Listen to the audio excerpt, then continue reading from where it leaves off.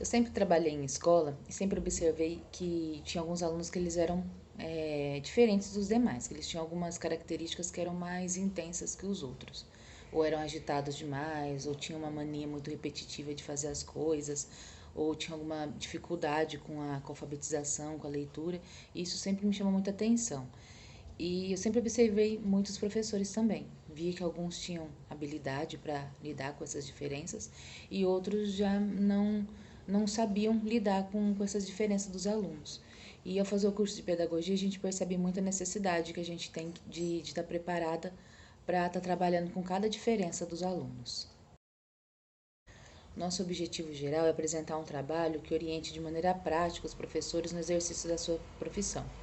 Então, nossos objetivos específicos tá apresentando, três transtornos principais, que é o TDAH, o autismo e a dislexia. A gente vai falar um pouco também sobre o trabalho em conjunto da família, da escola e dos profissionais especialistas. E, por fim, trazendo uma contribuição prática dos professores que já são atuantes na profissão para os futuros profissionais. Nos motivou a estar desenvolvendo esse trabalho os desafios mesmo que o professor encontra no exercício da sua profissão. Então, a gente entende que são várias as situações que um professor ele vai encontrar no exercício da sua profissão. E um deles é essa questão de saber lidar com cada transtorno que os alunos porventura venham apresentar. E é importante que o professor ele já entre na sala preparado, né? Com informação necessária para saber lidar com cada uma dessas diferenças que os alunos vão ter e poder estar dando a todos os alunos a oportunidade de ter um crescimento melhor e mais adequado, de acordo com as suas necessidades. Metodologia. O tipo de TCC que está sendo desenvolvido é o TCC acadêmico científico, no formato de monografia e com um relatório de pesquisa. Em primeiro momento, nós levantamos dados de fontes bibliográficas para trazer a definição desses transtornos. Foram utilizadas as obras de autores como Teixeira, Silva, Beck, que serviram como fonte bibliográfica para o levantamento dos primeiros dados sobre TDAH, autismo e dislexia.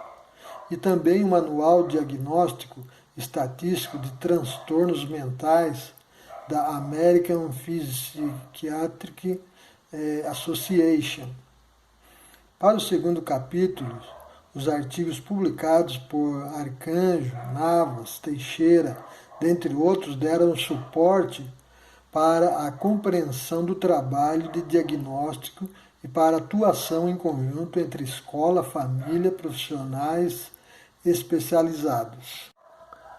Outra metodologia que foi usada foi a metodologia de pesquisa de campo, onde foram elaboradas perguntas para que os professores respondessem por meio do aplicativo WhatsApp. Essas perguntas foram relacionadas ao que os professores encontraram em sua experiência própria com relação a esse tipo de comportamento dos alunos. Nosso referencial teórico, nós temos três capítulos. O primeiro capítulo, nós vamos estar falando um pouco sobre o TDAH, o autismo e a dislexia. O TDAH, que é o transtorno de déficit de atenção e hiperatividade, as crianças que possuem esse transtorno, elas têm um comportamento de muita desatenção. Então, são crianças que muitas vezes perdem objetos, não estão muito atentas ao que o professor fala, se distraem muito facilmente. Outro comportamento que é muito assim recorrente é a questão da hiperatividade e a impulsividade. Então, são crianças que falam demais, às vezes não conseguem esperar a sua vez para estar fazendo alguma atividade, elas andam muito, às vezes não param sentadas no seu lugar, têm dificuldade com atividades que exigem um pouco mais de calma e de atenção. No caso do transtorno do espectro autista, a criança ela já tem uma dificuldade com a comunicação e com a interação social. Então, são crianças que às vezes têm dificuldade de, numa fala, manter o olho no olho de quem está conversando com ela, tem dificuldade de estar falando, conversando, interagindo com os demais alunos. Às vezes eles têm um apego muito forte por algum objeto, por alguma rotina. né, por alguma situação. Então, essas são as características da criança que possui o autismo. Já no caso do transtorno específico da aprendizagem, que no nosso caso a gente está falando sobre a dislexia, é a dificuldade que a criança tem com a ortografia, com a leitura, né? Os rendimentos dessa criança, rendimento escolar, muitas vezes são bem abaixo do esperado para a sua idade, né? E, assim, o TDAH e o autismo, eles são muito observados logo nos primeiros anos de vida da criança. Já a dislexia, ela é mais observada mesmo no período de alfabetização, que é onde o professor, a família consegue ver a dificuldade que ela tem com relação aos demais colegas, né? O tratamento, no caso do TDAH e do autismo, muitas vezes o médico pode sugerir a intervenção com medicamento e sugere também a atuação de um psicopedagogo e um psicólogo para estar acompanhando no tratamento dessa criança. Já no caso da dislexia, não existe intervenção medicamentosa. O que o profissional pode estar sugerindo é a intervenção mesmo com um psicopedagogo, com um psicólogo e com um fonoaudiólogo, né?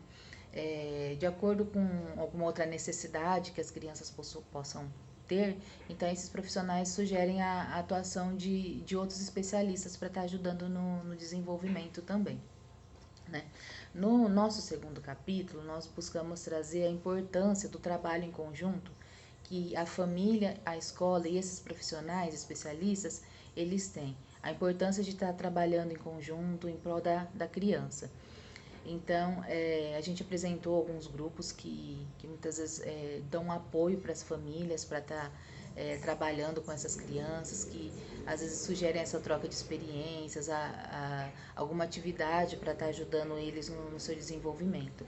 E a gente, nesse capítulo, buscou trazer a importância da harmonia entre essas três vertentes para o crescimento da criança ser uma coisa assim, com mais qualidade, para que eles possam desenvolver suas competências, suas habilidades e não ter nenhuma dificuldade, nenhuma deficiência com relação aos demais, né? Que eles também tenham oportunidade de estar crescendo e se desenvolvendo de acordo com as suas necessidades.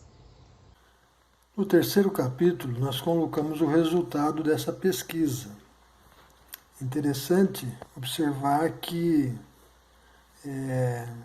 os professores demonstraram a importância de que quando o aluno chega na escola, ele já venha com um diagnóstico fechado.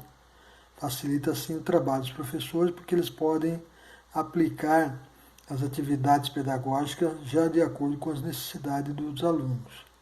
Porém, quando o aluno chega na escola sem esse diagnóstico, se torna bem mais difícil partir do professor a iniciativa de demonstrar para os pais a necessidade de ajuda médica para os alunos.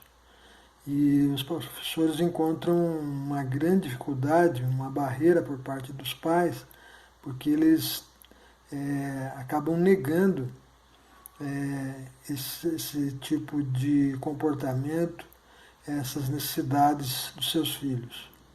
E aí dificulta então o trabalho do professor, porque ele tem que trabalhar juntamente com a equipe gestora e ele precisa de alguma forma acelerar esse diagnóstico fechado para que ele possa iniciar as atividades e assim não prejudicar a formação de ensino-aprendizagem dos alunos. Conclusão. Tendo em vista todo esse trabalho que foi feito de forma bibliográfica e também na forma de pesquisa de campo, entrevistando os professores, pode-se observar a importância de preparar o futuro professor, futuro profissional, para os eventos, as situações que ele vai encontrar durante o exercício da sua profissão.